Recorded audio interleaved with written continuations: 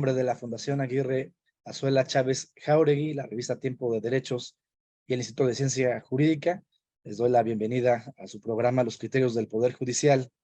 El día de hoy estamos de manteles largos porque tenemos a un invitado de primerísimo nivel, a alguien que me doy el gusto de llamar maestro, porque tuve la gran suerte de ser alumno de él para estos menesteres de ser juez del nuevo sistema penal acusatorio.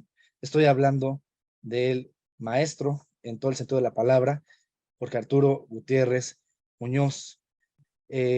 Jorge Arturo Gutiérrez Muñoz es licenciado en Derecho con mención cum laude y maestro en Derecho Político y Administración Pública por la Universidad Autónoma de Chihuahua. Es máster iberoamericano en Políticas Anticorrupción por la Universidad de Salamanca, España. Máster en Derechos Fundamentales por la Universidad Carlos III de Madrid. Máster en Argumentación Jurídica por la Universidad de León, España. Máster en Filosofía Jurídica y Política Contemporánea por la Universidad Carlos III de Madrid, España. Especialista en Bases del Razonamiento Probatorio por la Universidad de Girona, España.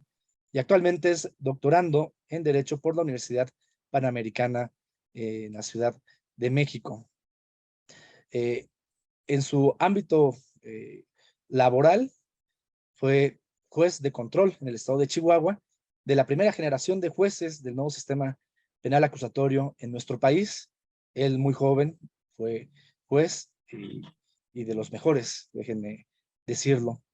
Después de eso, por cuestiones laborales, salió de la judicatura, a la cual estoy seguro siempre tendrá y llevará en su corazón y también en su vocación, y se ha desempeñado en varios ramos, pero los más importantes, creo yo, tienen que ver con su profundo conocimiento del sistema penal acusatorio. Ha impartido varias cátedras, pero ha sido capacitador de los jueces o aspirantes a jueces del nuevo sistema penal acusatorio en el Poder Judicial Federal. Fue maestro de toda la primera generación de jueces del sistema penal acusatorio a nivel federal, de los concursos primero a cuarto, que fueron todos en un año, desde finales de 2014 hasta finales de 2015. Él impartió clases a todos los jueces de la primera generación de juez de distrito en materia de penal acusatoria. Apenas va a llegar la segunda generación. Se va a decir brevemente en próximos 15 días quienes llegarían a jueces de esta nueva generación. Pero bueno, el maestro Jorge Arturo Gutiérrez fue maestro de todos los jueces penales federales de la primera generación. Pero no solamente eso, también de los jueces del sistema penal en Aguascalientes, Baja California Sur, Coahuila, Chihuahua, Durango, Guanajuato, Guerrero, Hidalgo, México, Michoacán, Morelos, Nuevo León, Puebla, San Luis Potosí, Tamaulipas, Yucatán, Zacatecas y en la Ciudad de México. También ha participado como consultor del Programa de Apoyo en Seguridad y Justicia de la Agencia de los Estados Unidos para el Desarrollo Internacional, como consultor en el Programa de Apoyo para el Fortalecimiento del Estado de Derecho en México del Colegio de Abogados de los Estados Unidos de América. También ha sido docente del programa Oral Adversarial Skill Building Immersion Seminar de la Universidad de San Diego en los Estados Unidos, y ha llevado a cabo también en la Universidad Nacional Autónoma de México, la Universidad de Guadalajara, la Universidad Autónoma de Nuevo León, la Benemérita Universidad Autónoma de Puebla, entre otras. Si siguiera yo diciendo toda la preparación que tiene Jorge Arturo Gutiérrez en la materia de penal y en la materia de proceso penal acusatorio, no terminaríamos el programa. Por eso digo que estamos de manteles largos ante su presencia, la cual agradezco infinitamente. El día de hoy, el programa va a versar sobre el uso adecuado de la teoría del delito en las audiencias del proceso penal acusatorio. La importancia de este tema es que, dada la clara influencia que tiene el sistema penal acusatorio en nuestro país respecto de los Estados Unidos de América, que se rige por una tradición de common law, ha habido personas que ponen en duda la pertinencia y la armonía que tiene la teoría del delito que conocemos normalmente, que es de corte alemana continental, con el proceso penal acusatorio. También se dice que la teoría del delito de corte alemana, sistemática, de pensamiento racionalista y abstracto, no tiene mucha cabida o no tiene mucha incidencia práctica en las audiencias que se tienen que resolver de manera directa, en tiempo real, y que además se tiene que dirigir, en primer lugar, a las partes, al imputado, a la víctima, y también al público que llegue a estar presente, y que la teoría del delito pues no tiene ese acercamiento, sino que está más enfocado, dirigido a público especializado. Estas, entre muchas otras razones, llegan a esgrimir contra la pertinencia de la teoría del delito en el sistema penal acusatorio y concretamente ya en las audiencias. Ante esta problemática, me parece que no tenemos mejor invitado que Jorge Arturo Gutiérrez Muñoz para hablar de cuál es su opinión sobre este aspecto y cómo, en su caso, puede compaginarse y emplearse la teoría del delito en las diversas fases del proceso penal acusatorio, principalmente en las audiencias torales del proceso penal, la audiencia inicial, la audiencia intermedia y la audiencia de juicio. Así pues, después de esta introducción, le doy la palabra a nuestro ilustre invitado, Jorge Arturo Gutiérrez Muñoz. Muchas gracias por estar con nosotros. Al contrario, muchísimas gracias por la invitación. Para mí es un honor el poder estar ante su auditorio, ante la importante audiencia que está presente, atento a precisamente estos seminarios y que creo que son de altísimo nivel de utilidad, altísimo nivel de apoyo para la maduración, para el fortalecimiento de las diferentes ideas, de los diferentes puntos de vista o enfoques que se presentan, en este caso, en la puesta en marcha, en la operatividad de un sistema de justicia penal y ahora pues con este tópico específico del uso adecuado de la teoría del delito en las audiencias, como bien se mencionó, ¿no? Las tres principales audiencias nominadas del procedimiento penal, entre otras, ¿no? No nomás en estas tres, sino principalmente en estas tres, ¿no? Y bueno, pues en efecto, yo la verdad es que considero que todo el marco teórico, toda, digamos, la doctrina existente, precisamente como bien se mencionó, de origen y de esencia continental europea, alta presencia alemana, racionalista y abstracta, la considero un instrumento intelectual, formal, nominativo y calificativo de altísimo nivel de importancia para dar claridad en la operatividad del sistema, ¿no?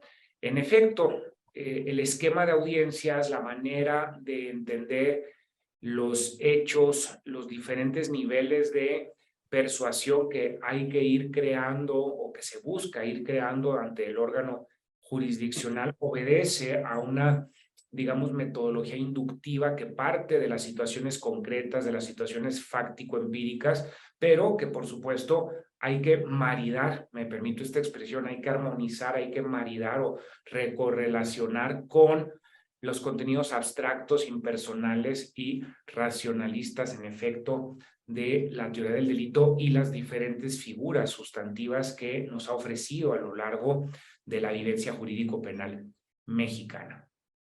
Quisiera mencionar que toda la doctrina penal existente, por supuesto, nutre el perfil del operador, le ofrece elementos culturales de los que en su momento habrá de hacer uso, le ofrece erudición y va a tener un impacto positivo con una buena utilización a, digamos, las posturas argumentativas que va a emplear para justificar las diferentes, digamos, actividades, dependiendo del tipo de operador. Por ejemplo, si se es un justiciable ministerial, si se es un agente del Ministerio Público, definitivamente hay que partir de las necesidades de persuasión que me exige el episodio procedimental en el cual me encuentro, en el momento procedimental en el cual me encuentro, para poder, digamos, dirigir o orientar la investigación. Sabemos que en nuestro país el artículo 21 de la Carta Magna establece que la dirección de la investigación corresponde al Ministerio Público. Yo me atrevería a decir que la dirección de la investigación corresponde al Ministerio Público, aun y cuando no está explicitado en la norma constitucional, creo que está implícito, es una dirección jurídico formal, más allá de una dirección criminalística material. Considero que el fiscal no es un criminalista, el fiscal es un abogado, es un jurista, y desde el derecho, desde el jure, debe de saber o debe de contar con experiencia que va a ir acumulándose, como dicen algunos epistemólogos, en ese fondo acumulado de saber que se va nutriendo a lo largo del tiempo. ¿Cuáles habrán de ser las cuotas epistémicas que le van a estar requiriendo los órganos jurisdiccionales a fin de crear condiciones para obtener resolución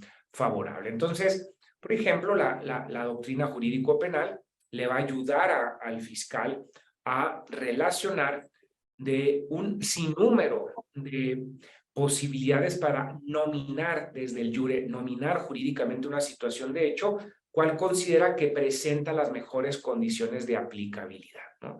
Entonces, por supuesto, vale más saber, conocer y administrar adecuadamente la teoría del delito que ser ajeno a ello y estar completamente en la idea inductiva de compilación de indicios para construir una hipótesis de cargos. Entonces, creo que las dos figuras, la inducción y la deducción, la concreción y la abstracción, van a poder armonizarse de manera mixta, de manera correlacionada, para poder favorecer, ¿no? Estas disputas que en algunos momentos de la historia de la humanidad, de la filosofía, tú lo sabes, querido Rogelio, de entre racionalistas continentales, preponderantemente alemanes y franceses, los empiristas británicos, pues a nada llevó, ¿no? Yo creo que en realidad la manera de obtener conocimiento, de construir conocimiento y de nominar a ese conocimiento, creo que perfectamente se nutre con un modelo inductivo, empírico, fáctico, concreto, y un modelo deductivo, racionalista, abstracto e impersonal, que en su conjunto va a poder dar una mayor claridad a las categorías, ¿no? Entonces, por ejemplo, soy agente del Ministerio Público y sé que, por ejemplo, para obtener una forma de conducción del imputado al proceso en su variable de orden de aprehensión, por poner un ejemplo, necesito, entre otras cuestiones, satisfacer una figura de exigencia constitucional y, por supuesto, de desarrollo legal, como lo es el hecho que la ley señala como delito, ¿no? El párrafo tercero del arábigo 16 de la Carta Magna establece, entre los 5 requisitos que ahí establece, que hay que aportar datos de prueba que permitan establecer el hecho que la ley señala como delito. Este párrafo tercero del 16, en esta porción del hecho que la ley señala como delito, lo replica el constituyente mexicano en el párrafo primero del 19 constitucional, por supuesto, para poder obtener un auto de término en su variable de vinculación a proceso. Entonces, hecho que la ley señala como delito, lo relacionamos, por supuesto, con el artículo 316 del Código Mexicano, del Código Nacional Procedimental, que en la parte final de esa fracción tercera, el propio legislador hace una interpretación auténtica y dice: se entenderá que existe un hecho que la ley señala como delito cuando de la investigación se desprendan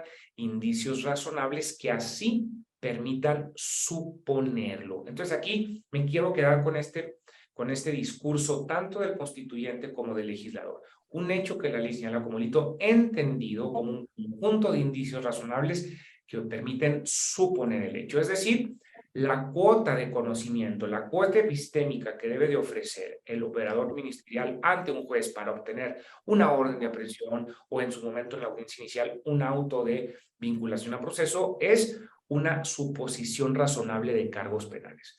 Esta suposición, me atrevería a decir, sería una hipótesis de cargo penal que habrá de corroborarse o habrá de descartarse con los resultados de la fase complementaria. Mi objetivo con los resultados de la fase inicial es la compilación de estos indicios que en su conjunto, de manera razonable, permitan justificar esta hipótesis y que con los resultados de la complementaria, si se corrobora la hipótesis, la convierto en una acusación. Si por el contrario, la fase complementaria no me corrobora la hipótesis o peor aún, de manera directa me la descarta, entonces yo pediría el sobreseimiento.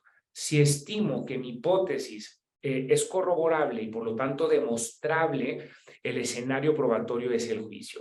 Entonces, ¿qué tiene que ver con esto la teoría del delito? Bueno, pues me ofrece, repito, un conjunto de elementos intelectuales para poder decir, a ver, estos son los indicios que me aportaron en determinados antecedentes de investigación. ¿Qué antecedentes de investigación compilé? Bueno, pues compilé la entrevista de la víctima, la entrevista de este otro testigo, el informe de determinado perito, un documento que me ofrece determinados datos.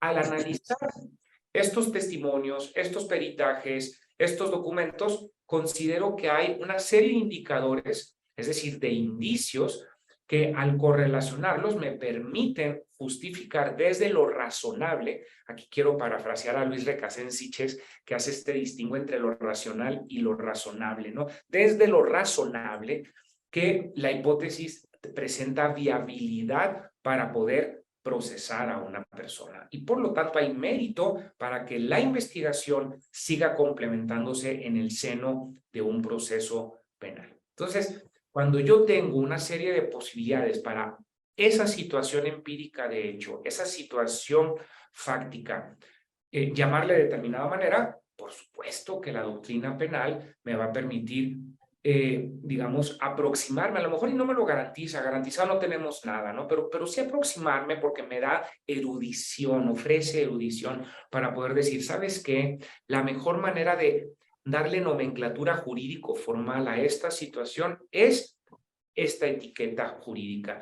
En lugar de llamarle robo calificado, considero que es robo agravado. En lugar de considerarlo lesiones calificadas, bueno, pues entonces una tentativa de homicidio. En lugar de considerar una violencia familiar, considero más bien que subsume de manera más armónica, más adecuada en una tentativa de feminicidio, etcétera, ¿no? Entonces, cuando se presentan diferentes posibilidades, por ejemplo, ante concurso aparente de normas, por supuesto que la teoría del delito me va a permitir dar estas clarificaciones. Ahora bien, ¿qué diferencia presenta operar desde la abstracción del derecho y de las categorías penales que a lo largo de las escuelas clásica, neoclásica, finalista, etcétera, causalista clásica y neoclásica, finalista, funcionalista me ofrece? Bueno, pues considero que estas son etiquetas, si se me permite esta expresión, para dentro de estas etiquetas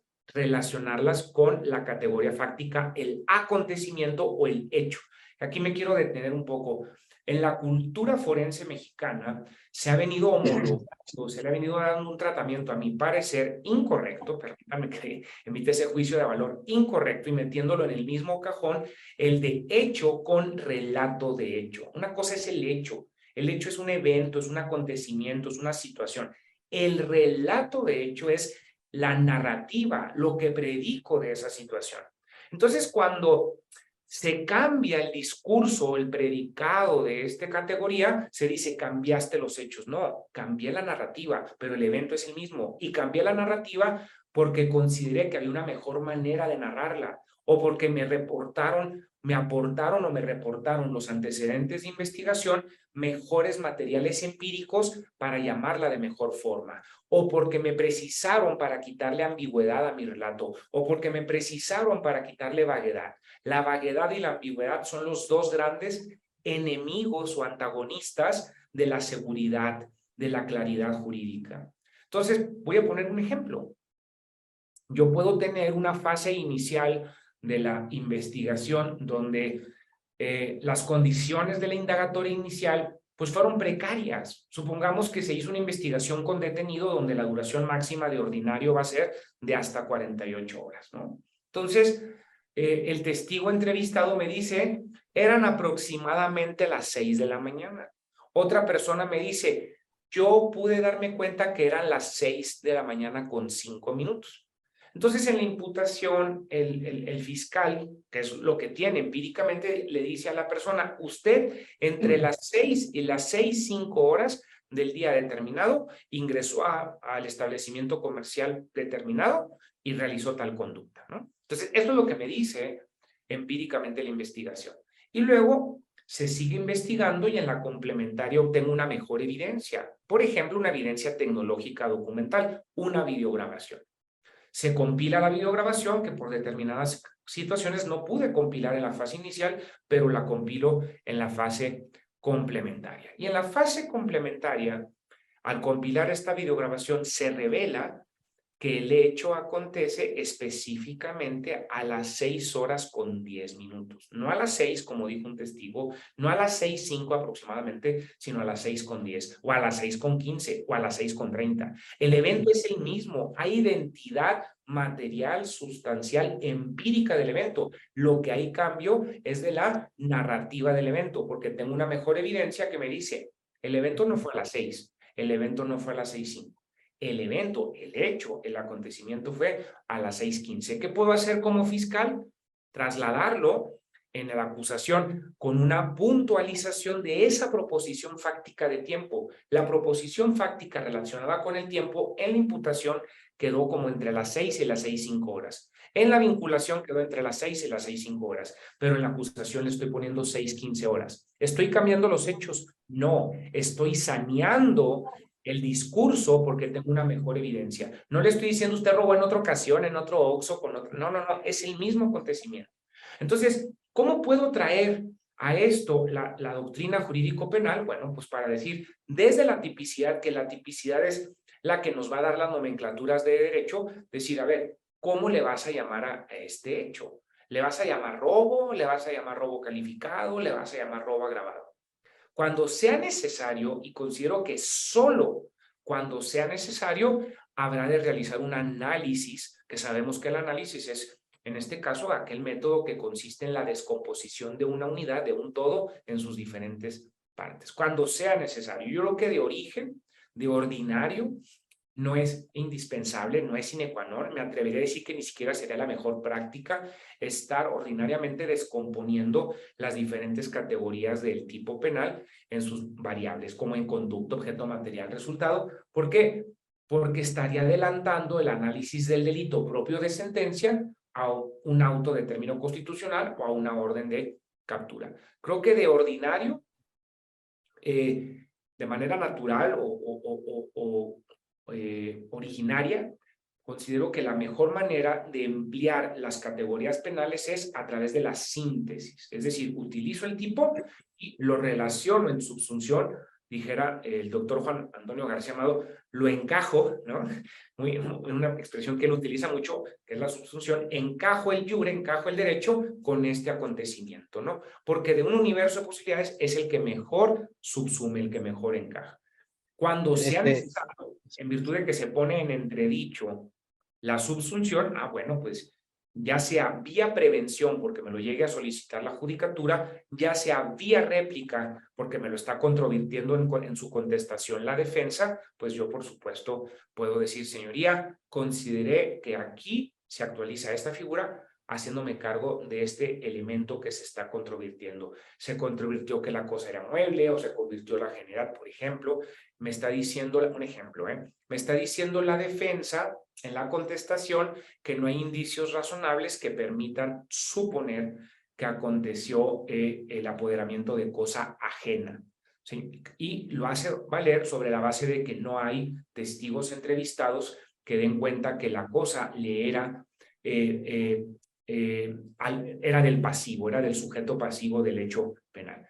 Esta fiscalía, por ejemplo, aquí me puede servir la teoría del delito. Esta fiscalía estima que la contestación es infundada porque la ajenidad no se debe de estudiar desde la demostración de un derecho real o algún desmembramiento del mismo del sujeto pasivo a la cosa, sino de la ausencia de poder jurídico razonable del activo. Es decir, la ajenidad se analiza desde el activo, no desde el pasivo, porque es ajeno lo que no es propio. Entonces, aquí me puede servir en ese pedacito la teoría del delito. Si, por ejemplo, se hace valer que hay una justificación porque hay un hecho, un estado de necesidad justificante, un robo de famélico, etcétera, por supuesto que la teoría del delito me va a ayudar, si soy defensor, para plantear una justificación, para plantear una tipicidad, para plantear alguna causa de exclusión del delito. Y puedo traer a colación el artículo que corresponda del marco sustantivo penal, del Código de Guanajuato, del Código de Michoacán, del Código Penal Federal o del que corresponda.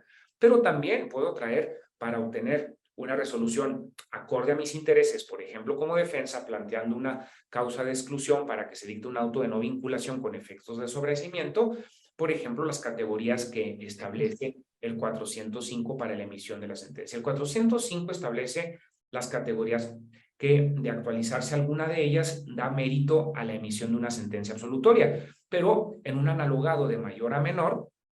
Entonces, si yo las puedo utilizar para sentencia, en lo conducente lo puedo utilizar para una resolución jurídica de menor entidad, como la de término constitucional o como la forma de conducción. Entonces, puedo hacer valer la tipicidad que ahí enuncia, establece cuáles son supuestos de atipicidad para absolver, cuáles son supuestos de justificación para absolver, cuáles son supuestos de inculpabilidad para absolver. Yo no quiero que me absuelva porque no estamos en juicio en aras de la emisión de una sentencia, pero quiero que dicte usted, señor juez, una resolución de no vinculación con efectos de sobreseimiento al relacionar el 316, fracción cuarta, con el referido 327, fracción segunda. Por ejemplo, yo predico como defensor y afirmo que el hecho no configura delito. Y no configura delito porque no basta un juicio de tipicidad, que por cierto sí presenta, sino que es necesario que sea, en este caso, injustificado. Y yo estoy diciendo que lo que pasó en ese local comercial está justificado. Ya que eso tenga eficacia en el alcance judicial, digamos, que me lo tome el juez para resolver a mi favor, eso es otra historia. Pero por lo pronto, la doctrina penal ya me está aportando elementos intelectuales para argumentar sobre, por ejemplo, como fiscal, la actualización de un hecho penalmente relevante, como defensa para poder excepcionar sustantiva y de mente y de fondo la causa de exclusión del delito, y por supuesto tiene aplicabilidad para las demás figuras que se habrán de presentar. Entonces, es de altísimo nivel de utilidad. Si me permites, Jorge, has tocado muchos temas muy complejos y muy interesantes. Voy a rescatar dos, creo, de los temas principales que has mencionado. El primero es cómo has citado varias fuentes jurídicas claras que ya nos van induciendo a tener que utilizar la teoría del delito, como que nuestro constituyente y nuestro legislador ya nos está diciendo que tenemos que utilizar esa forma de pensar. Por ejemplo, decimos, lo has dicho tú muy bien, que para una orden de aprehensión, en el artículo 141, le exige al Ministerio Público una clasificación jurídica. También que pues, están los artículos 308 a 314 que obligan que la imputación haya una clasificación jurídica preliminar.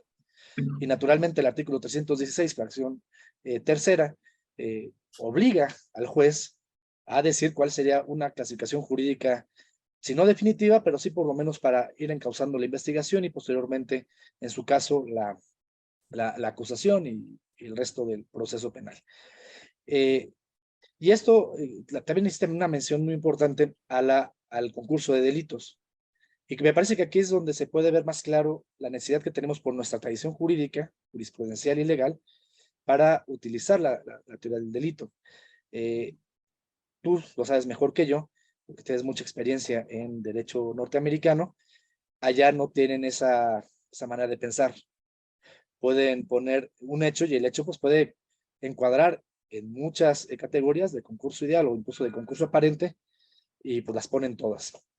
Aquí, nuestra manera de interpretar el non bis in idem de la Constitución, el artículo 23, ha sido que se requiere hacer subsunciones, consunciones, aplicar subsidiariamente o especialmente la norma para poder determinar el tipo penal, de tal forma que, como tú bien también mencionaste, tenemos que conocerlo para ver si vamos a clasificar el delito de determinada manera, por ejemplo, un robo, y si el agravante permite o no permite, por ejemplo, también un delito diferente como, por ejemplo, lesiones, por decir alguna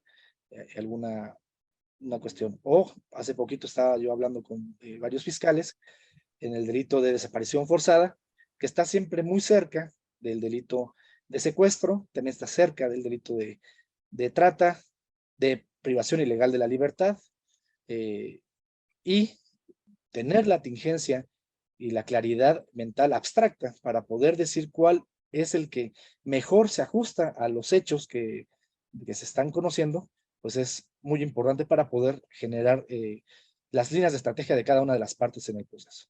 El segundo punto que rescato, y me parece que es muy atinado, es que estás distinguiendo el hecho, o sea, el acontecimiento, más allá de lo que uno diga de él, o sea, el hecho, por decirlo así, entre comillas, en sí, o sea, un hecho del cual surge toda la comunicación posterior que vamos a llevar en la investigación y de lo que se va a estar hablando, de los relatos, es decir, de lo que se habla de ese hecho. Eso me pareció muy importante. Y citaste bien el 327 y me iría a la fracción primera, que el hecho no ocurrió, por ejemplo, ¿no? O sea, realmente lo que está pensando nuestra propia legislación es que hay un acontecimiento más allá de lo que hablamos, en torno al cual todos estamos hablando y estamos construyendo relatos para ver cuál es el mejor relato de acuerdo con esos hechos. Y me gustaría que ahora esto que hemos mencionado, que tú has mencionado, estos dos puntos, ahora los llevemos a la etapa intermedia, pero no sin antes recordarle a nuestro público asistente que están no solo invitados, sino incluso los surjo para que formulen las preguntas que ustedes deseen. Yo voy a ir viendo las preguntas que vayan formulando y en su caso se las plantearía durante la exposición al maestro Jorge Arturo, o también al final todas se van vamos a procurarlas responder y dejar un pequeño lapso para ello. Entonces, aprovechen a este magnífico maestro que tenemos aquí y hagan las preguntas que estimen conducentes. Entonces, Jorge, tomando estos dos ejes de que nuestra propia constitución y nuestra tradición jurisprudencial y también legal ya nos llevan de la mano hacia tener que utilizar la teoría del delito, eh, aun cuando tenemos un sistema adversarial y oral que parecería ser más proclive a lo casuístico, y por otro lado, esta necesidad referencial, es decir, que todo lo que estamos diciendo se refiere a algo más allá de las puras palabras, de los puros relatos, que esto no es nada más puros relatos, sino relatos que van a tener que explicar algo que es más allá de ellos. ¿Cómo impacta estos dos puntos ya en la etapa intermedia, desde la acusación hasta la audiencia intermedia? Sí.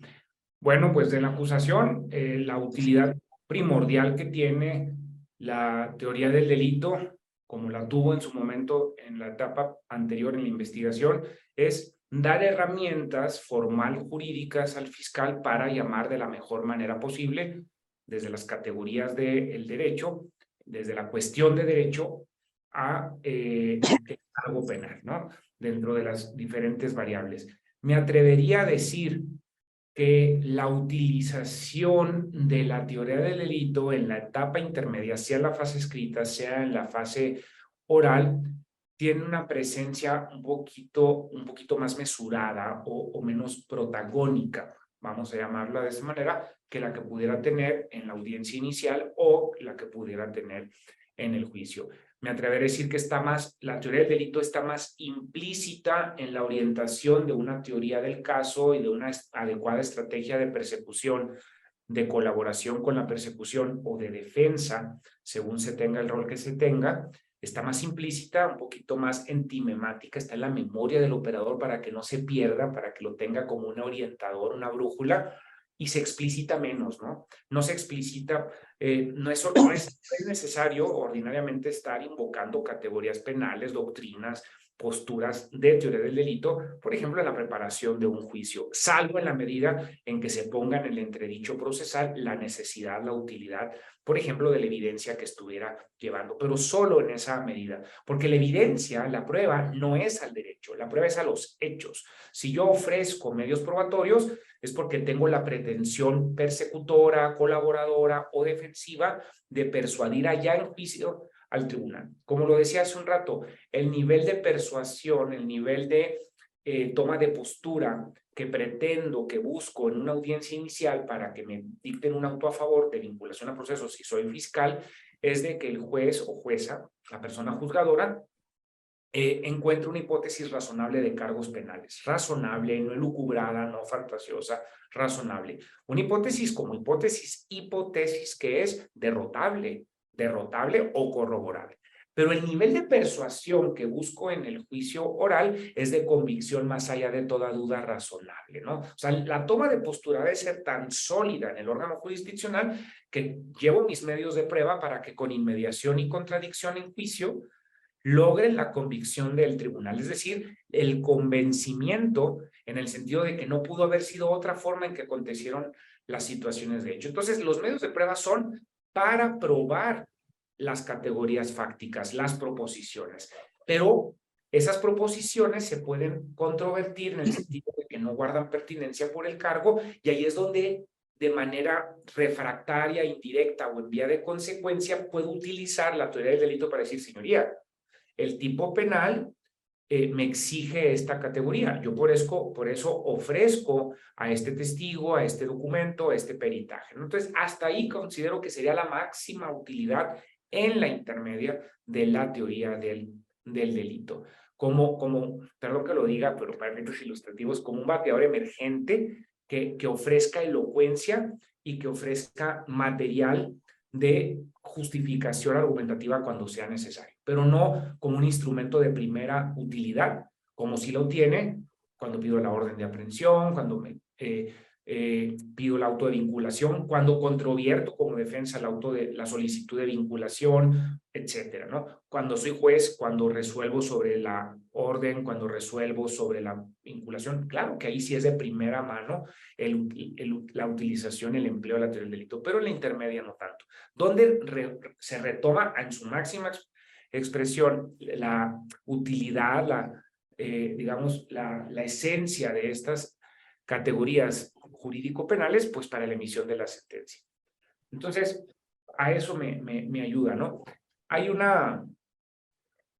como una serie de indicadores que nos permiten, digamos, como identificar y poner en marcha para poder expresar un buen argumento. Dicho de otra manera, ¿cuáles serían las condiciones de un buen argumento?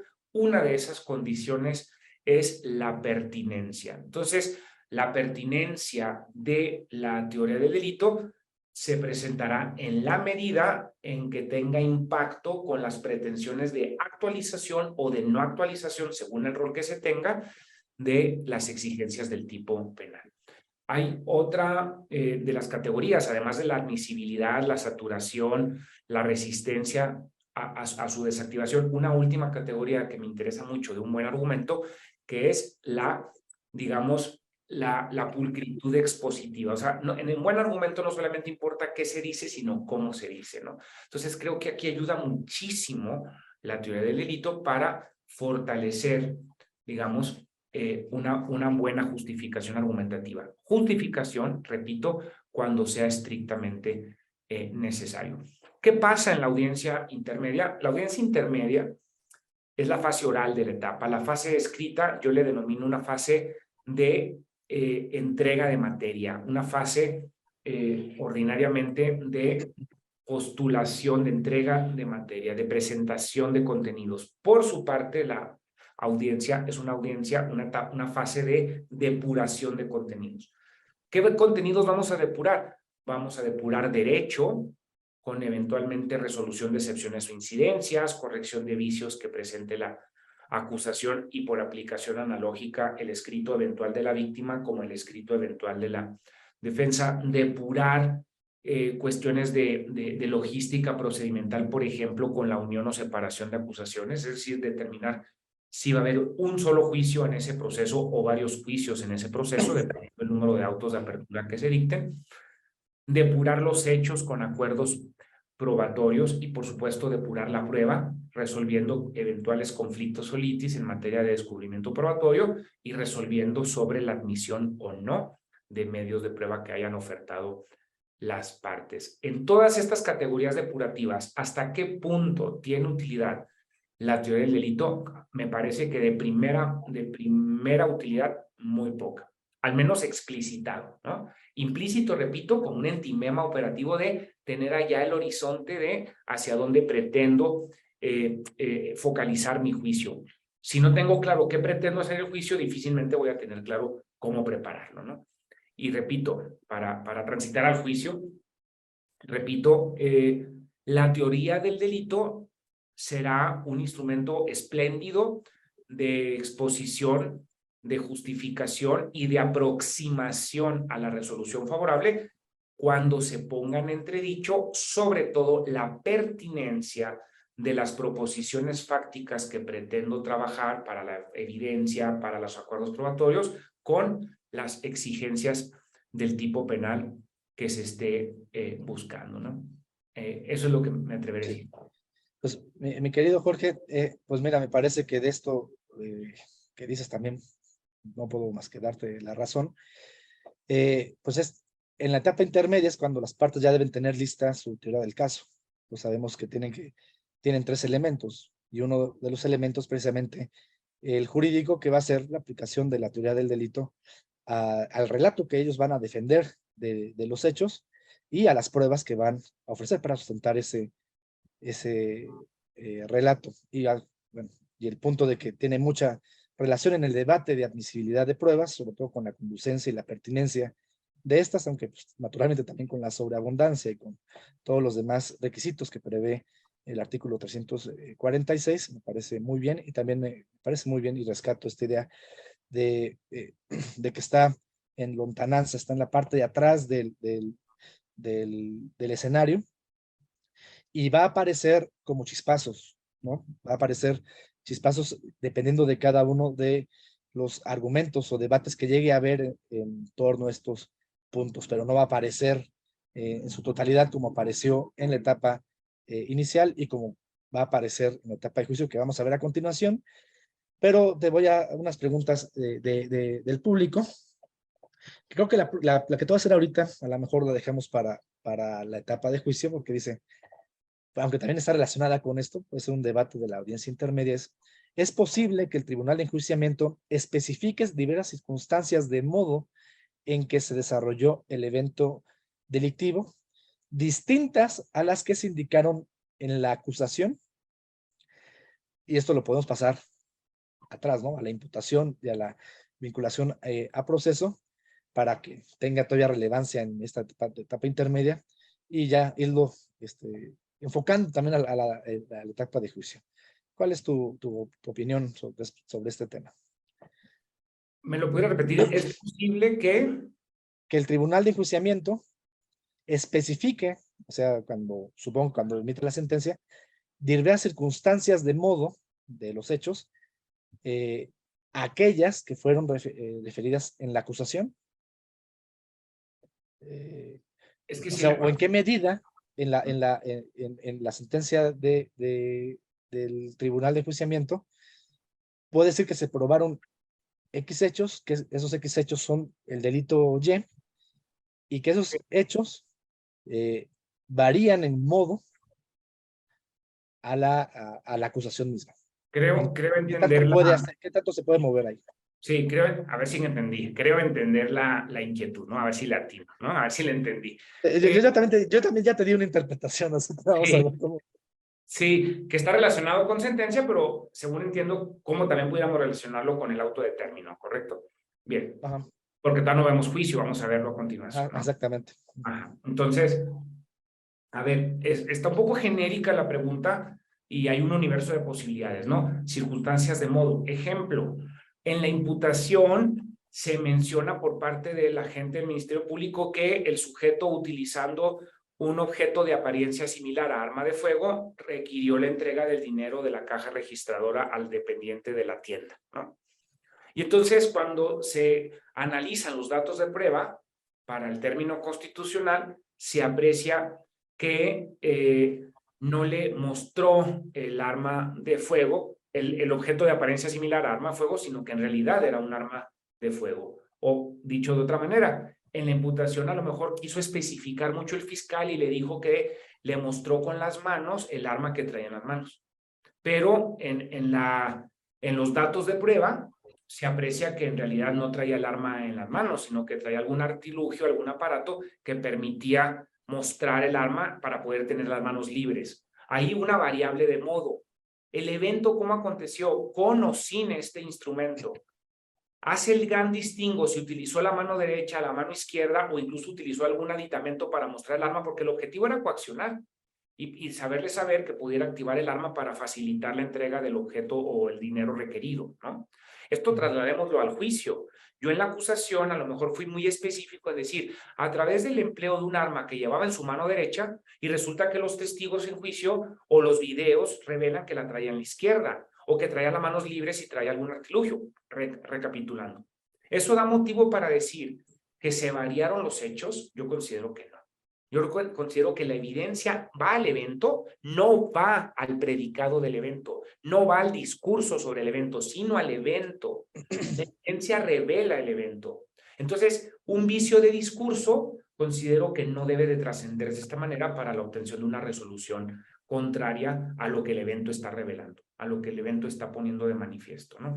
Aquí quisiera retomar el artículo o traer a la colación, no lo hemos tomado, no es retomar, traerlo a la palestra, el artículo 20 de la Carta Magna, en el apartado A, fracción primera, donde de manera a mí me parece sumamente importante, muy rica, el constituyente nos dice a los juristas de este país, a la judicatura, a los foros, etcétera, nos dice, a ver, el proceso no es fin en sí mismo, no es un escenario de elocuencia, de cabriolas jurídicas y de erudición. El proceso es un medio, es un íter siempre para lograr estos fines, como el esclarecimiento de los hechos, la protección de inocentes, la procuración de que no haya impunidad y que a las víctimas se les reparen los daños. Entonces, ¿en qué medida yo considero que ese cambio de modalidad, de que si era arma de fuego era objeto de apariencia similar, que si lo traía a la mano derecha, etcétera, implica un cambio de la modalidad?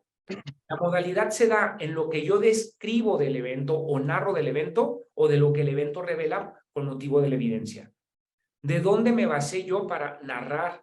Me basé de los datos. Si hubo un error de discurso, creo que de suyo eso no debe de trascender en el sentido de la resolución. Es algo que hace mucho ruido por la tradición jurídico-penal que tenemos en el país. En nuestra cultura jurídica, la forma ha sido fondo. No solamente ha importado qué se dice, sino cómo se dice, ¿no? Y luego viene a primera reacción el dejar en indefensión. ¿De verdad te dejan indefensión decir que en la acusación estaba a la derecha cuando tú no te enteraste del hecho con el discurso o narrativa de la acusación, sino que lo sabías de lo que los testigos estaban declarando? Muchas veces se dice, es que trata de sorprender diciendo que fue a la derecha, ¿no? Más bien te debiste haber sorprendido cuando dijo que era la derecha, cuando toda la evidencia revelaba que era la izquierda. Porque la persona no se entera del evento con lo que se narra de él por el sujeto contrario procesal. Se entera del evento por lo que la evidencia o la prueba revela. Los hechos no se revelan con las narrativas de los operadores, los hechos se revelan con los resultados empíricos del material probatorio. Entonces, esto de modalidades son pues muchas, ¿no? Ahora, es diferente decir, ¿no? Es diferente a, bueno, pues la modalidad consistió en disparar el arma de fuego y entonces ya como lo debilitó, pues presente. O sea, hay un universo de posibilidades para poder decir en qué se altera la modalidad, ¿no? Entonces, creo que de inicio, la idea de modalidad obedece a la manera, a la forma en la cual o conforme a la cual se llevó a cabo el evento, se llevó a cabo el hecho, ¿no?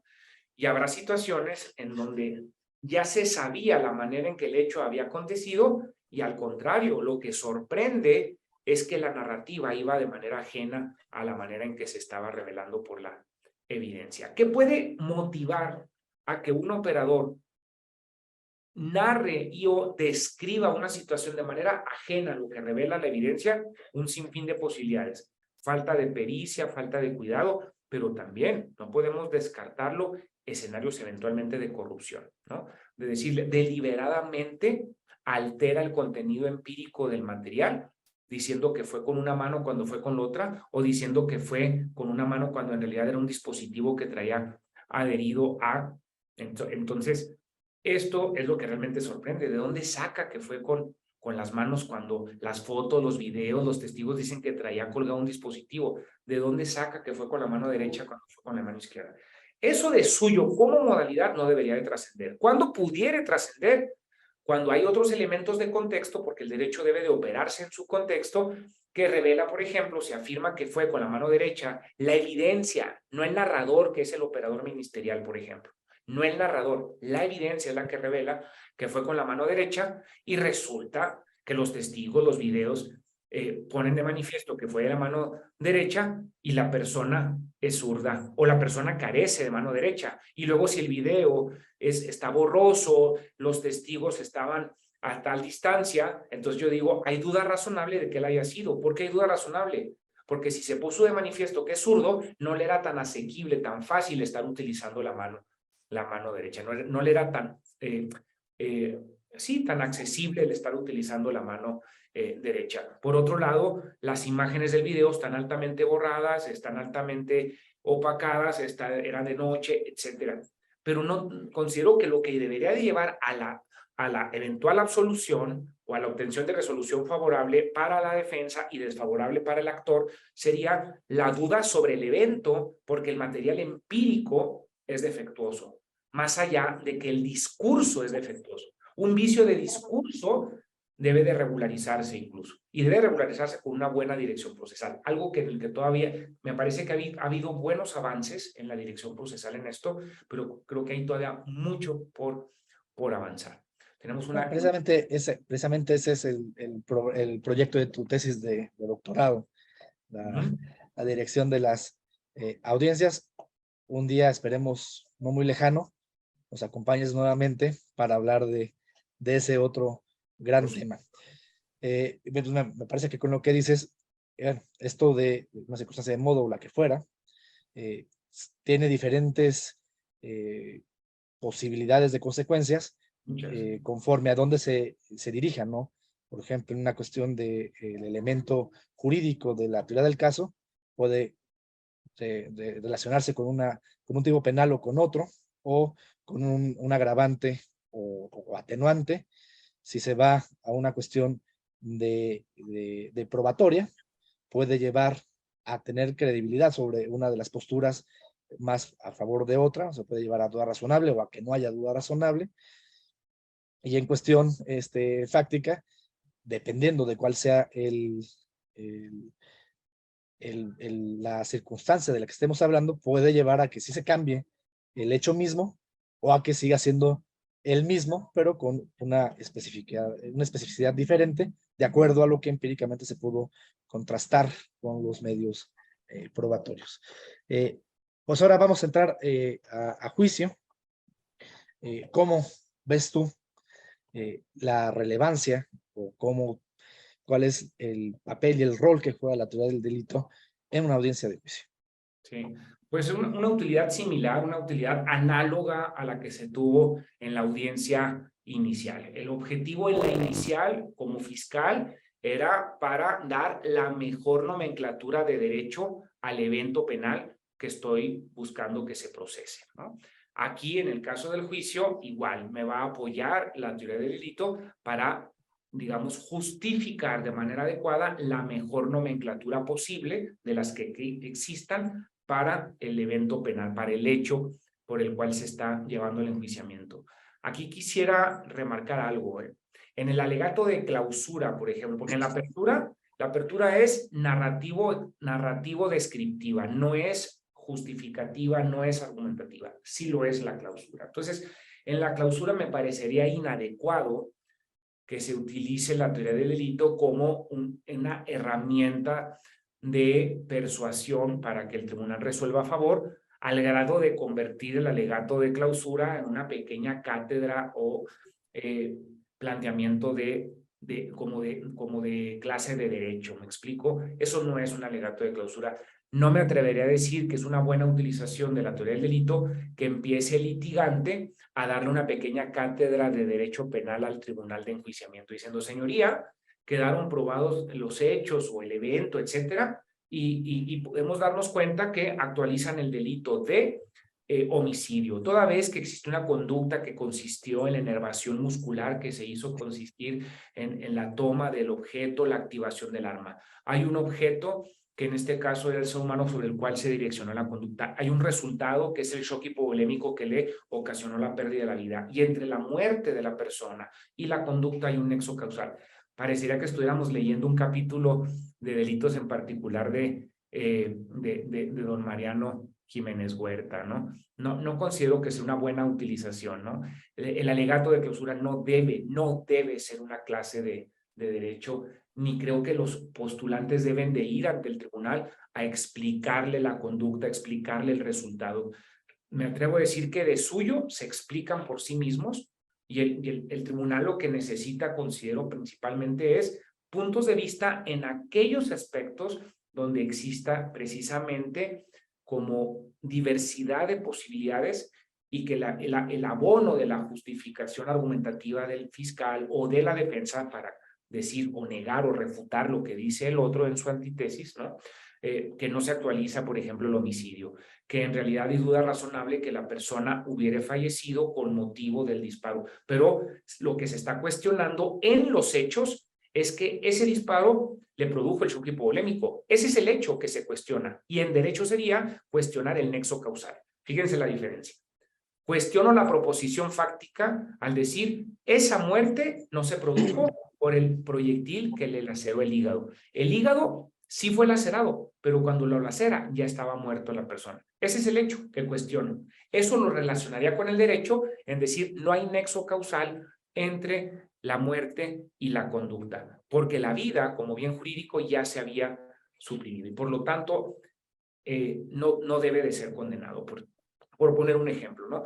Pero si se dan cuenta, el enfoque es a los hechos cuestionados y cuando sea necesario darle una etiqueta formal jurídica de la que me va a abonar la teoría del delito. Para estas, lo estoy diciendo como un recurso retórico, etiquetas jurídico-formales. A eso me ayuda muchísimo la teoría del delito, ¿no? A salvar entre el universo de posibilidades de darle nomenclatura a una situación, salvar la subsunción, ¿no? En un concurso aparente de normas, en un concurso de esta naturaleza.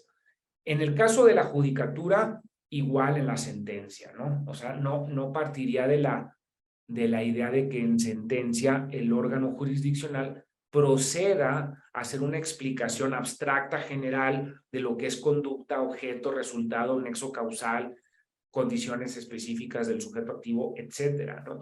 Y hacer de la sentencia como un mini tratadito de delitos en particular. Y peor aún, que lo que se llegue a decir en una sentencia de homicidio o de privación en modalidad de secuestro, privación ilegal de la libertad en modalidad de secuestro o de lo que sea, se utilice en esta sentencia y en todas, que a veces lo he visto, ¿eh? O sea, un operador jurídico que utiliza expresiones formales nominativas en todos los supuestos que tienen la misma categoría y que a mi parecer es cuestionable desde una correcta justificación, pero que suele ser muy útil para dar comodidad psicológica hasta cierto punto al justiciable, decir, ay, el juez estudió mi caso, ¿no? Pues lo que le dijo usted en ese análisis que escuchó de robo o de homicidio o de lo que sea, se lo dijo a Juan Cuerda, ¿no? Se lo dijo a todo mundo. No se sienta tan bien de que no, el juez lo que pasa es que ya se aprendió su letanía y cuando le toca un homicidio siempre va a decir lo mismo y cuando le toca un robo no estaría a favor de que eso es una buena operatividad. Y tendría un efecto similar, ¿no? La teoría del delito me va a dar herramientas intelectuales para poder dirimir litis cuando se presenta la duda de la actualización adecuada del derecho. Aquí hay duda de que hay homicidio. Yo creo que esto más bien está relacionado con esta otra figura. Pongo un ejemplo. En una ocasión, en un proceso, en una entidad federativa que por prudencia no menciono, en una entidad federativa que no fue para juicio, de hecho fue para audiencia inicial. Un fiscal ejerce acción penal con detenido, formula imputación por tentativa de homicidio calificado a una persona. El evento, el acontecimiento, palabras más, palabras menos, consistió en que una persona llega a un domicilio. El domicilio es el domicilio de la víctima y la persona que llega, digamos, el invitado es el que más adelante va a ser imputado. Llega al domicilio, se sientan a tomar un par de cervezas en el área del comedor, están en el área del comedor. Posteriormente aparece sobre la mesa, digo, aparece en el sentido de que llega a la mesa un arma de fuego. ¿Quién fue por esa arma de fuego? Pues fue la persona anfitriona, era el arma del anfitrión, ¿no?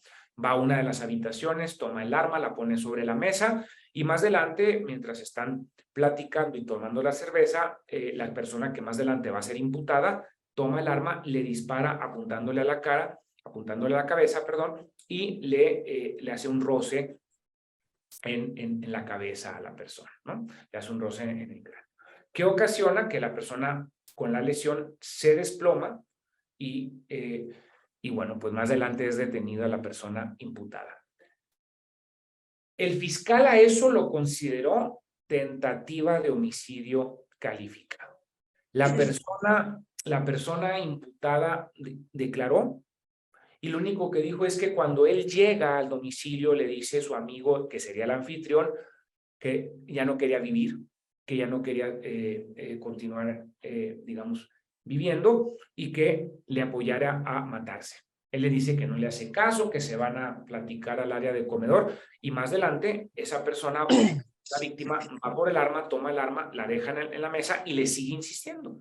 Y esta persona, que sería el imputado, toma el arma y ante la insistencia le dispara.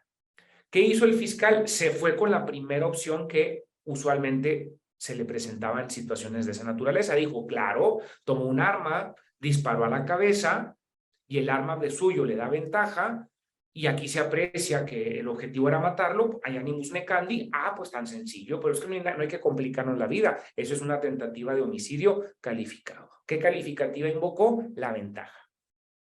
La persona imputada, eso fue lo que declaró. Al analizarse los datos probatorios, se aprecia que quien solicita el auxilio de los servicios médicos, de los servicios de emergencia, es la propia persona imputada. La persona imputada también sale a pedir a los vecinos auxilio para que le apoyaran con el lesionado. Los vecinos llegan, el lesionado está en el piso y los vecinos entrevistados dicen, esta persona nos decía, déjenme, quiero morir. Eso es lo que decían los vecinos. Los paramédicos también fueron entrevistados y dicen que la persona les mencionaba, déjenme, quiero morir. No obstante lo anterior, el fiscal a eso lo consideró tentativa de homicidio calificado. Se escucha a la defensa y la defensa, ¿qué fue lo que dice, señoría? Invocando criterios de la novena época propios del auto de formar prisión, no de la vinculación, que para que operen en derecho entre las calificativas no basta lo objetivo del empleo del arma, sino lo subjetivo de saberse en ventaja, de saberse superior con el empleo, ¿no? O sea, no basta un elemento objetivo, repito, bajo la lógica del cuerpo del delito que estaba superada y de la probable intervención. Entonces, eso es lo que invocaba la defensa, que se suprimiera la calificativa. La defensa hubiera considerado que era adecuada la resolución si solo se hubiera dictado la vinculación por tentativa de homicidio. ¿Qué se consideró?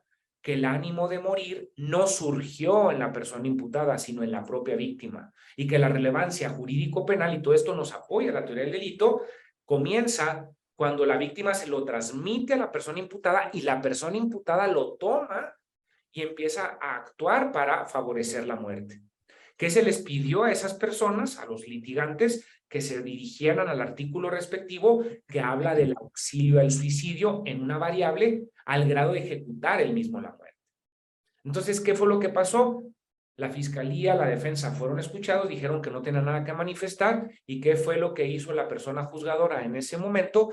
Reclasificó de tentativa de homicidio calificado a auxilio al suicidio al grado de ejecutar el mismo la conducta. No muere la persona imputada, al mes ese asunto estaba sobreseído por perdón, porque admitía el perdón.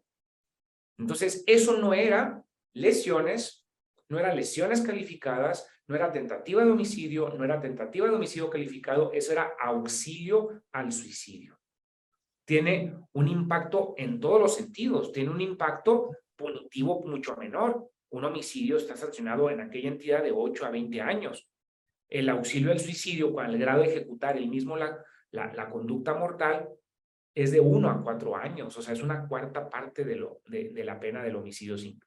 Pero no nomás eso, tiene un impacto cautelar inmediato, ¿no? Y el asunto, repito, terminó al mes por sobreseimiento ante el ofrecimiento, ante el otorgamiento del perdón. ¿Qué hubiera pasado si no se utiliza la teoría del delito? Probablemente, no podemos afirmarlo, probablemente la persona juzgadora hubiera dicho, tiene razón la defensa, toda vez que no se aprecia el elemento subjetivo de saberse en ventaja, de saberse superioridad del pasivo, por lo tanto suprimo la ventaja y vinculo solo por él la tentativa de homicidio. Hubiera sido la mejor nomenclatura de derecho, el mejor nomen juris, yo considero que no. Entonces, aquí ayudó muchísimo la teoría del delito. Y ejemplos de esos hay muchísimos, ¿no? Trasladémoslo esto al juicio oral. Sí, Repito. claro. De incluso, por ejemplo, para poder determinar si está ante un caso de prisión preventiva oficiosa o no, si en tu caso, en vez de ser tentativa, se hubiera dado el resultado, hubiera ido a prisión preventiva oficiosa al que le están acusando de homicidio, cuando resultaba que era una figura atenuada que no está prevista en el artículo 167 y que no merecería esa Probablemente prisión preventiva. haciendo la utilización del medio violento como el arma, probablemente la definición cautelar no hubiera sido por el tema del homicidio y menos de la tentativa, que con la doctrina de la Corte las tentativas no entran, pero quizás, repito, por el empleo del arma, ¿no? Como medio violento. Acá hay una pregunta, perdón. Por supuesto que el impacto cautelar también tiene muchísima importancia, ¿no? Así es. Hay una pregunta, dice que es un caso práctico, vamos a asumir que es meramente académico, que no ha acontecido y que lo que se diga aquí no es un consejo hacia nadie, pero puede servir de ejemplo y se va a hablar de la manera meramente académica. Él dice así, en un caso práctico, digamos que es de laboratorio, se encuentra un cuerpo sin vida inhumado en el patio de un domicilio. Después de meses de desaparecido, los testigos dicen que la persona acusada, la pareja de la víctima, les manifestó haber él matado a la víctima mediante el disparo de un arma de fuego. En la acusación se le atribuye haber privado de la vida a la víctima, pero no señala que fue mediante el disparo de un arma de fuego, ya que no había evidencia balística y que por el estado del cuerpo no había material suficiente para sustentar el uso de arma de fuego. Pero en juicio dicen que los testigos sí mencionan haber visto el cuerpo con sangre y aparte tener la manifestación de la pareja, la prueba de referencia. Pregunta, ¿es viable un caso de ese tipo que condene el tribunal diciendo que hubo disparo de arma de fuego o con ello rebasaría la acusación? Lo que no entendí es si declaró en juicio el acusado, o sea, no declaró. Si los dijo a los testigos. Así es, nada se encuentra. Así como está este caso. Los testigos, esas manifestaciones fundan líneas de investigación, pero no partiría de la idea de que fundan convicciones de los tribunales. Fundan líneas de investigación. Pero si fueron tan fútiles esas manifestaciones para que fueran productivas o eficaces las líneas de investigación, la verdad es que yo no participo del criterio donde no tuvo ni siquiera la eficacia para aportar material empírico con líneas de investigación que resultaron estériles, pero eso sí, muy fértiles para crear convicción del tribunal. Si no logró lo menos, que es la obtención de material empírico, pues ¿por qué le están reconociendo la eficacia convictiva al grado de decir no hay duda? Ojo, si no declaró en juicio, pero si el sujeto sí declara en juicio y dice yo la maté de esta manera, ahora si los testigos dicen presentaba sangre, los peritos dicen, bueno, ya estaba en tal estado de descomposición el cuerpo que yo no puedo afirmar porque ya estaba incluso en reducción esquelética, reducción cadavérica y ya no hay, en el lugar del hallazgo no encuentran residuos balísticos y no hay evidencia que haya sido manipulado el cuerpo. Ese proyectil, si realmente lo atravesó y se redujo cadavéricamente en ese patio de esa casa, pues creo que un perito llevado por quien tiene la carga de prueba tuvo que haber dicho, estaba el esqueleto, ya reducido el esqueleto, pero yacía en las proximidades el proyectil, ¿no? Porque si se redujo, pues el proyectil tendría que andar por ahí, ¿no? Pero si no hay nada de eso y lo único que hay es testigos que dicen, es que a mí me dijo mi vecino que él la mató y con un arma de fuego, bueno, vamos a activar líneas de investigación y no prosperaron y no me aportaron empíricamente esa indagatoria, revelaciones de hechos, porque sí me va a aportar procesalmente y formalmente convicciones de tribunales. Eso lo único que estará haciendo es una cultura de empoderar la referencia. Un testigo de referencia, incluso digo, ni siquiera es testigo, es un activador de líneas de investigación. Exactamente. Pues, ¿qué puedo agregar a tanta elocuencia? Todo parece muy correcto. Ya para cerrar el programa, voy a aventurar alguna conclusión, a ver si estás de acuerdo con lo que voy a decir. Con lo que tú nos has mencionado, me parecería entonces que la teoría del delito, y voy a utilizar una metáfora de David Hume. David Hume decía que lo que pasa en nuestra mente es como una obra de teatro, pero sin el teatro, porque el teatro no se ve, pero sabemos que está ahí porque vemos la obra de teatro. Creo que la teoría del delito en nuestra práctica sería parecido a ese teatro. No tenemos que estarla sacando todo el tiempo, sino en la medida que la obra de teatro que estamos viendo nos haga sacar la relevancia de saber sobre qué parte estamos paradas, por ejemplo, la tarima, si ya se abrió el telón o no se abrió el telón, o si la obra termina funcionando en un teatro diferente al que estamos nosotros, en el que se supone que estamos, ¿no? Si hay una variación de hechos, por ejemplo, se entraría aquí. Y entonces, en esa medida, es que aparece como chispazos en la obra de teatro, en el proceso, cuando la vemos, pero que si analizamos la obra de teatro y somos un poco más observadores, nos damos cuenta que siempre estuvo ahí atrás haciendo de estructura, aunque no se viera directamente en la obra que estamos desplegando. No sé si te parece bien o mal esta analogía o esta metáfora. Me parece muy elocuente, la verdad, propio de tus recursos retóricos, eres muy elocuente y entonces la erudición te ayuda a hacer ilustraciones de esta naturaleza. Como material retórico para ilustrar la academia me parece formidable. Bueno, pues antes de terminar, pues, ¿qué conclusión tendrías tú? Que me parece más importante de la que yo pudiera dar. No, por supuesto que no. Pues mi conclusión es esa, ¿no? O sea, darle su justa dimensión y reconocerle su alto nivel de utilidad a la teoría del delito como material fortalecedor de la cultura jurídica del operador, le da herramientas discursivas, le favorece las condiciones para poder dirimir litis entre concurso de delitos ante concurso aparente de normas, le da material de elocuencia, como lo veía, para efecto de convertirse en un buen retor, en un buen orador también, que favorezca la clarificación de su discurso forense, sea postulante, sea el juzgador, etcétera. No estaría a favor de operar el derecho desde la teoría del delito. Muchas investigaciones se hacen desde la abstracción. A ver, ¿qué me pide el tipo penal? Pues el tipo penal me pide eso. Y la investigación no es al tipo penal, la investigación es a los hechos. Eso ha creado una cultura, perdón que sea así, y no quiero generalizarlo, pero hasta cierto punto de inventiva indagatoria. El tipo penal me pide esto y si no hay, forzo situaciones, todo sea para que se presente la subsunción. Estaría completamente en contra de eso. Pero por supuesto que la teoría del delito me va a apoyar a darme claridad mental, darme, digamos, horizonte persecutor, horizonte defensivo.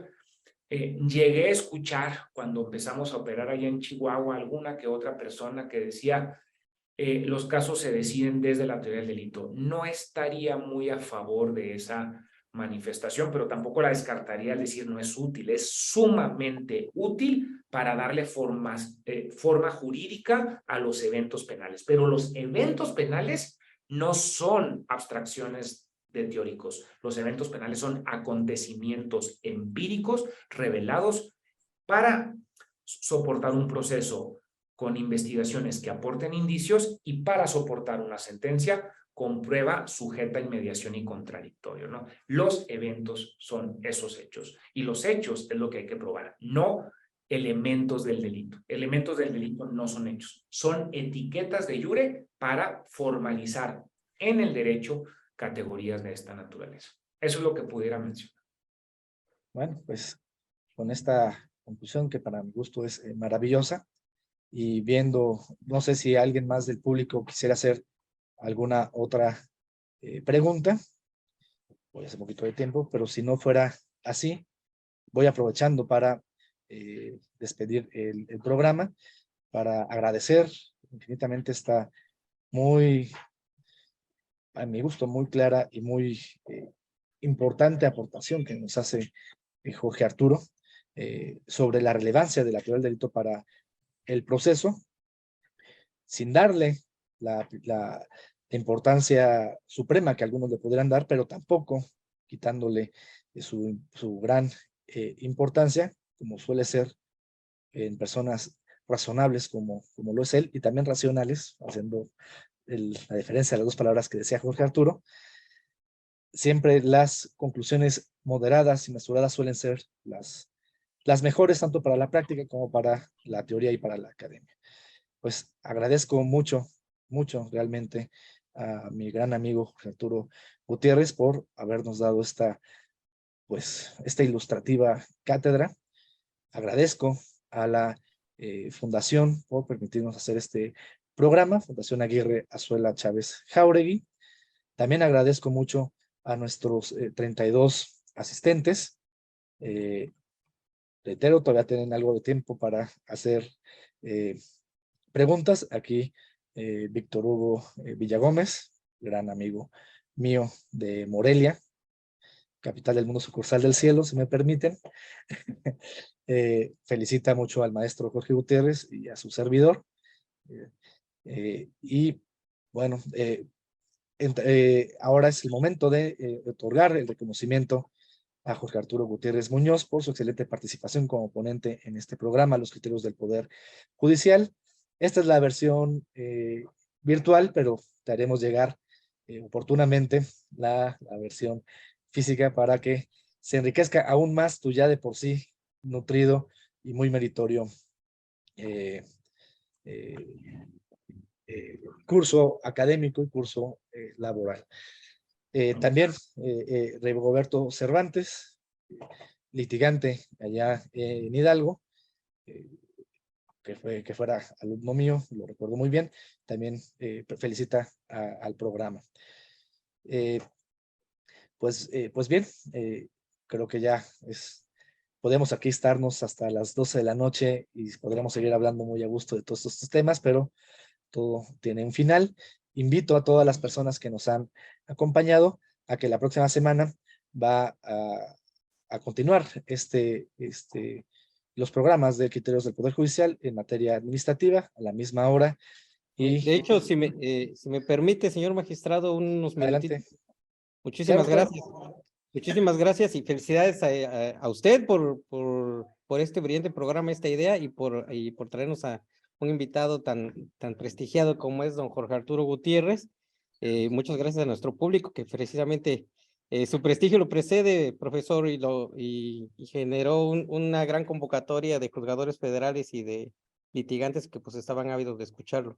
Y solo lo interrumpo, perdón, magistrado, porque para recordar a nuestra audiencia que la próxima semana el programa de los criterios del Poder Judicial no se va a realizar en jueves, por una ocasión se va a realizar el miércoles a las 4 de la tarde, y el programa va a ser relativo a la reforma electoral. ¿Vale o no es o no necesario hacer una reforma electoral? Y va a ser conducido por Carlos Báez Silva, y su invitado será Horacio Vives Segre, del Centro de Estudios Alonso Lujambio. Es todo, un anuncio parroquial. Muchísimas gracias de nuevo, magistrado. El micrófono es de nuevo suyo. Sí. Bueno, pues hasta yo estoy muy interesado en asistir a esa próximo programa. Es un tema de primerísima importancia para el país y para el derecho. Ojalá todos nos puedan acompañar y aún más. Pues bien, es hora de despedir el programa. Muchas gracias a todos y los esperamos el próximo miércoles a la hora que ya se mencionó, para la próxima emisión del programa de los criterios del Poder Judicial. Muchas gracias a todos y buenas noches.